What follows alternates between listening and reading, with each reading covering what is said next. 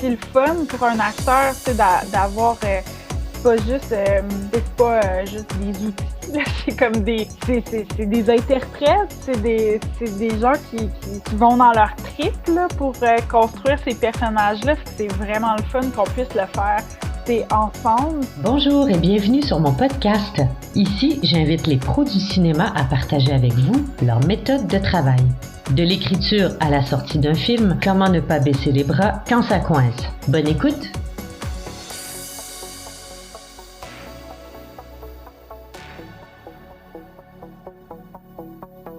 Je suis très contente de jaser avec toi aujourd'hui. Écoute, c'est un grand plaisir. Ariane, tu es scénariste et réalisatrice québécoise. À ce jour, tu as réalisé 5 courts-métrages qui se sont tous distingués dans les festivals à travers le monde. Tu écris actuellement ton premier long-métrage. Ariane propose toujours des personnages qui sont beaux, ils sont solides, ils sont attachants, ils sont profonds, ils sont marginaux aussi. Des personnages qui se laissent vraiment guider par leur instinct. Donner vie à un personnage, est-ce que c'est quelque chose d'important pour toi? Ah oui, je pense que c'est ça la base de toute impulsion créative, du moins pour moi. Mes impulsions créatives viennent des fois d'une image ou d'une scène en particulier que je vois, d'une ambiance, mais le plus souvent, c'est vraiment de personnages qui vivent dans ma tête, je peux dire ça comme ça. Ou même, je pense qu'à quelque part, c'est presque comme une projection d'une partie de moi dans une situation que je ne vivrai jamais, ou c'est comme des univers parallèles un peu, où je pense que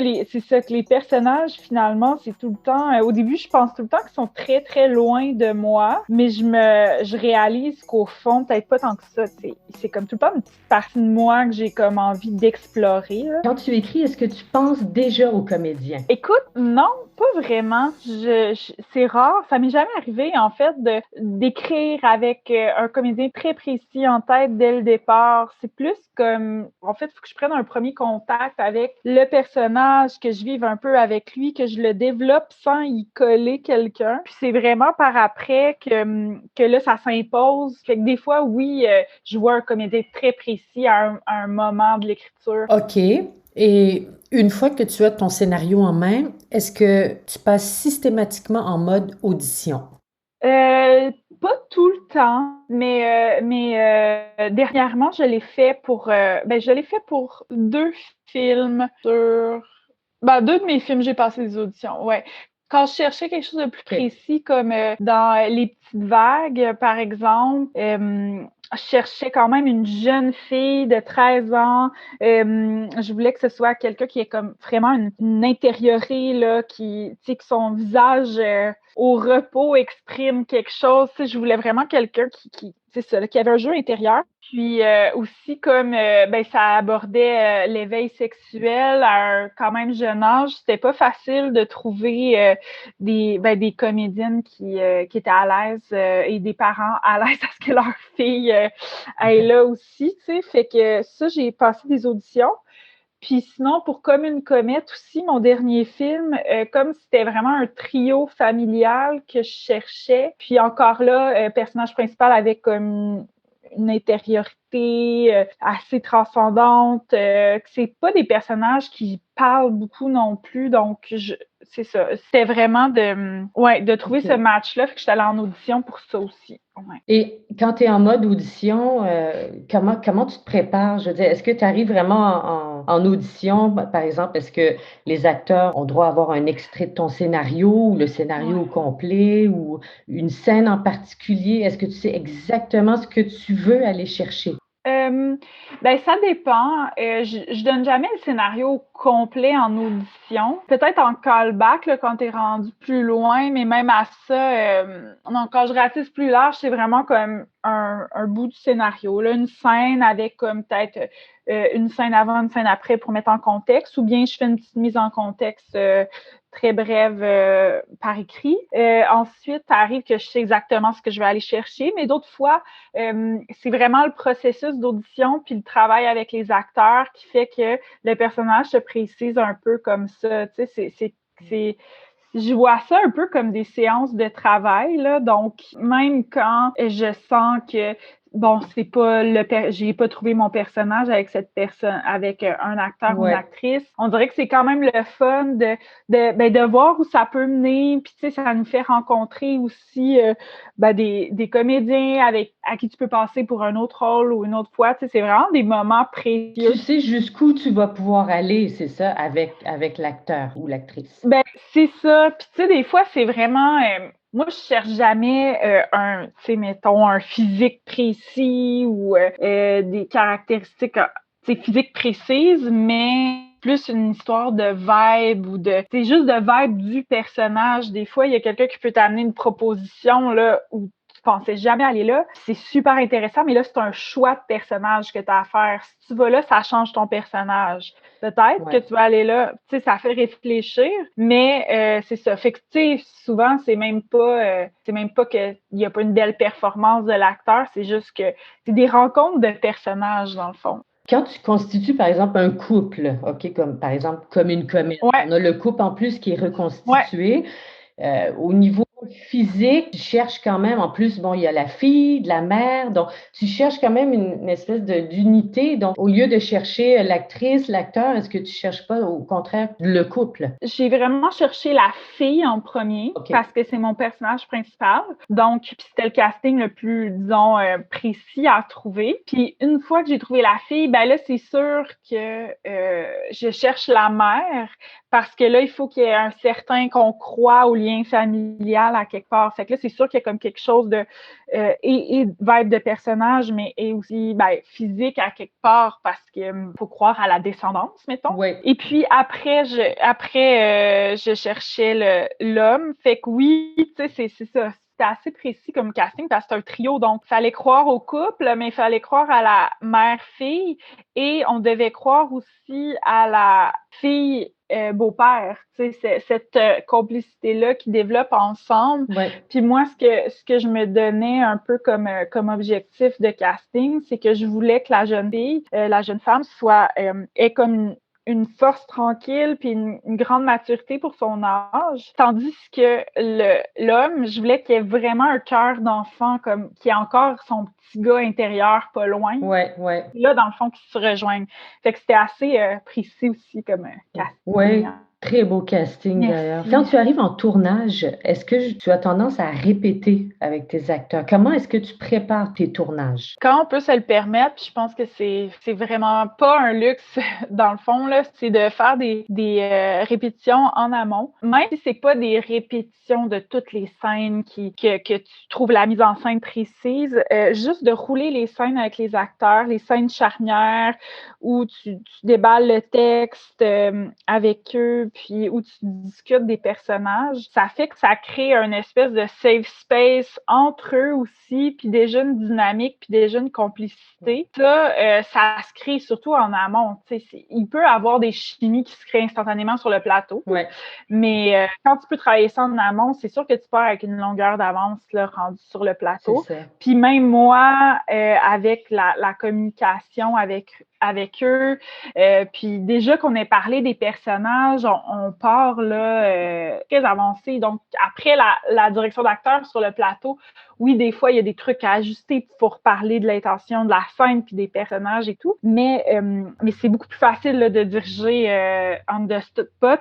On se comprend déjà. Donc, tu maximises un peu tout le potentiel que tu peux aller chercher rendu au tournage parce qu'on le sait, tu sais, un acteur il peut angoisser vite aussi, là, tu sais. Il n'y a rien de pire pour eux que de se sentir perdu, hein. Donc, as-tu l'impression, justement, tu leur donnes vraiment à eux aussi un cadeau, tu sais, le fait de se préparer à l'avance? Je pense que oui, mais c'est surtout un cadeau. Ben, je pense que c'est un cadeau pour tout le monde, là, parce que il y a pas, tu sais, sur le plateau, on est tout le temps pressé, dans le fond. Ouais.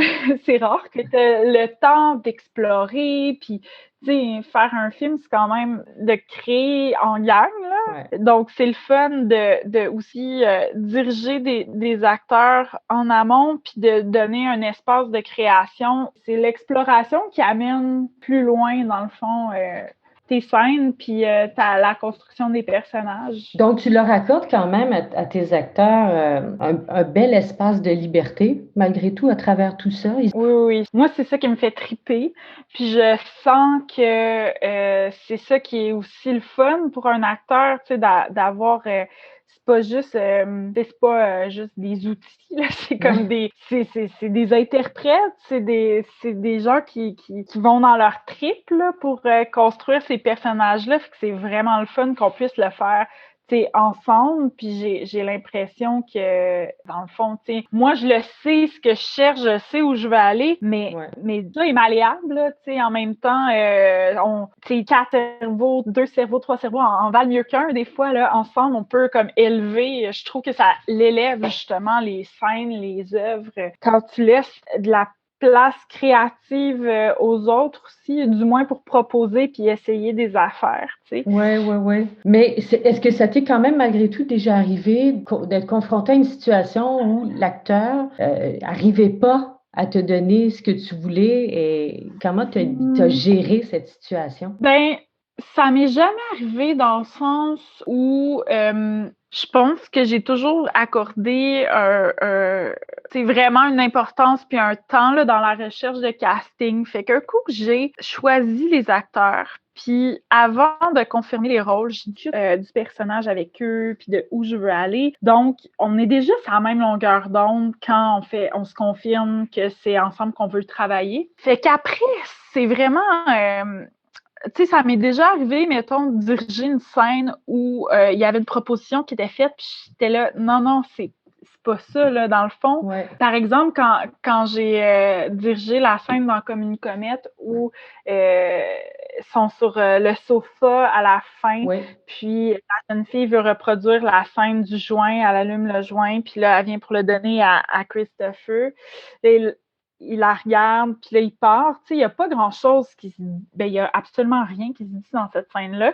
Fait que c'est vraiment de diriger dans les regards puis dans les intentions des personnages. Quand tu replaces à bonne place les intentions de la scène, tu sais, des fois, quand c'est pas la bonne affaire, c'est juste que on comprend pas la scène de la même façon, ou il faut juste ajuster notre vision. Puis quand tu ajustes ça, habituellement, ça... Oui, la magie s'opère. La magie s'opère, oui. Tu as eu la chance aussi de diriger autant des adultes que des plus jeunes. Est-ce que tu travailles vraiment de la même façon, peu importe les âges, ou tu as tendance à adapter un petit peu ta façon de travailler avec les acteurs? Ben, j'ai jamais travaillé avec des enfants très jeunes. Des ados? C'est plus des ados. Puis, je peux pas dire que j'ai adapté. Tu sais, c'est sûr que quand on a fait...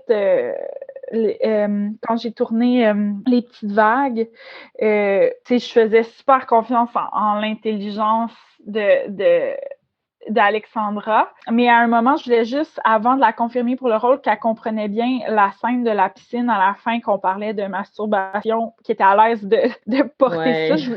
Fait que c'est sûr qu'il faut qu'on aborde ces choses-là, mais tu sais, moi, je pense que, j'adapte pas dans le sens que j'ai confiance en elle, en ses capacités, en son intelligence, puis on travaille ensemble, puis on parle beaucoup des scènes en amont, puis cette scène-là, justement, je voulais être sereine, qui était à l'aise, mais que tu sais, je voulais discuter de comment ça allait se passer sur le plateau, si elle trouvait que c'était comme tu sais, le close set, tout ça, mais aussi comment que j'allais la diriger, tu sais, j'allais lui dire tu sais, des fois de moduler sa respiration, puis tout ça, puis si ça allait avec elle, tu sais, on en parle avant, comme ça, il n'y a pas de surprise sur le set, puis ça se passe bien. Ton film La peau sauvage, c'est l'histoire d'une jeune femme qui trouve un bébé serpent dans son appartement et donc qui décide de l'adopter, et à partir de là, donc, elle se reconnecte à son instinct animal. C'est un film qui est sans dialogue, donc beaucoup de complexité quand même pour un premier, parce que tu as une actrice extraordinaire, mais là, il n'y a pas de dialogue, donc tu sais, on évite toujours un peu la caricature,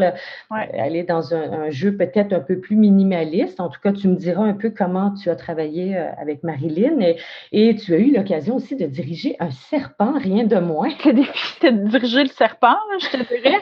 Avec Marilyn, on est allé vraiment prendre plusieurs cafés ensemble, puis on a parlé, tu sais, du projet, on regardait là scène par scène ensemble, tu sais, tout s'est vraiment fait en amont. Il est sûr qu'il n'y a pas vraiment eu de répétition pression parce que elle joue toute seule, fait qu'après, Ouais. puis il n'y a pas de dialogue. Donc, le but, c'était vraiment plus de construire le personnage ensemble.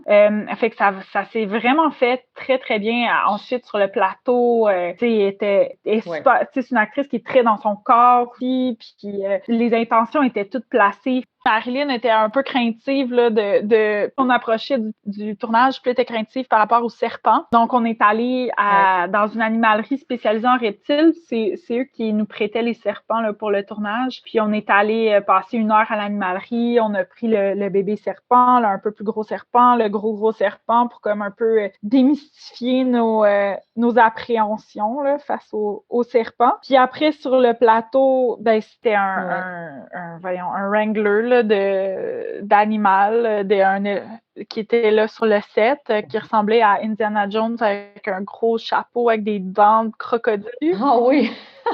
Il y avait un gros trench coat il y avait comme un petit serpent dans chaque poche parce qu'on avait 3 grandeurs de serpents avec 2 serpents par grandeur au cas où il y en a un qui veut pas faire quelque chose. Fait que dans le fond, c'était vraiment de lui faire confiance à lui, mais surtout à être patient parce que, c'est ça, là, c'est un serpent, ça se dirige pas comme un humain. Non, c'est ça. Donc, tu gères ton temps d'une façon différente, j'imagine, dans ces journées-là. Exactement. Souvent, il y a des heureux hasards qui se passent, comme quand le personnage de Marilyn le met dans le bocal, puis là, lui est dans le bocal, puis il sort de son bocal pour aller à la rencontre de Marilyn. Je sais pas si tu vois la scène. Oui, tout à fait. Ça, je savais pas, moi, qu'il allait faire ça, le serpent. On l'a mis dans le bocal, c'est Marilyn qui observe le serpent dans le bocal, puis on se disait qu'elle allait un peu explorer son environnement. Ouais.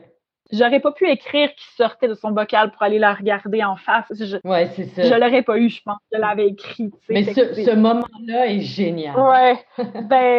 Je le sais, mais tu sais, c'est ça. Ça, c'est des beaux hasards que quand t'as quand même du temps, c'est tellement beau, un serpent, comment ça se déplace aussi. Tu sais, moi, j'étais là, je disais jamais couper, là, je tripais sur... C'était une belle expérience. Quand tu rédiges tes demandes de subvention, est-ce que tu accordes justement un passage justement sur ton casting de rêve et sur la façon dont tu veux travailler avec les acteurs? Oui, moi, j'ai tout le temps une demi-page ou 2-3 paragraphes là-dessus parce que chaque film appelle quand même ça. Je veux dire, ma méthodologie est toujours un peu la même de travailler en amont avec les acteurs le plus possible. Mais disons, j'ai pas travaillé de la même façon sur La peau sauvage et sur Comme une comète où je suis dans un jeu beaucoup plus naturaliste, où la caméra est un peu au service des acteurs, où je veux une plus grande malléabilité au niveau du jeu. C'est ça, c'est des choses intéressantes à mettre dans une demande de subvention, puis si tu veux explorer des choses nouvelles, oui, c'est intéressant. Puis c'est toujours intéressant aussi de rendu à un dépôt en production, souvent, tu as quand même des idées de quel type de casting tu veux. Donc, de donner des castings pressentis. Moi, je fais toujours ça. Ouais. OK, donc tu le recommandes. Parfait, on prend bonne note. Écoute, Ariane, c'était super intéressant de discuter avec toi. C'était intéressant de voir un peu ton univers à toi, de la façon dont tu travailles avec les gens. Et écoute, je te souhaite une tonne de succès pour tes prochains films. Et comme je le disais tout à l'heure, j'ai hâte de voir ton long, mais j'espère que tu vas continuer aussi à faire des cours. Ah, probablement. Là, pour l'instant, je me consacre un petit peu au développement de longs métrages, mais c'est sûr qu'éventuellement... je vais retourner faire un petit cours par-ci par-là. Écoute, merci beaucoup, Ariane. Merci beaucoup. Merci à toi. C'est déjà la fin. Merci beaucoup d'avoir consacré du temps à nous écouter. Cinéritage est également disponible sur ma chaîne YouTube. Merci de vous abonner, liker, partager et commenter. Alors voilà, j'ai déjà hâte de vous retrouver dans le prochain épisode. À bientôt et portez-vous bien.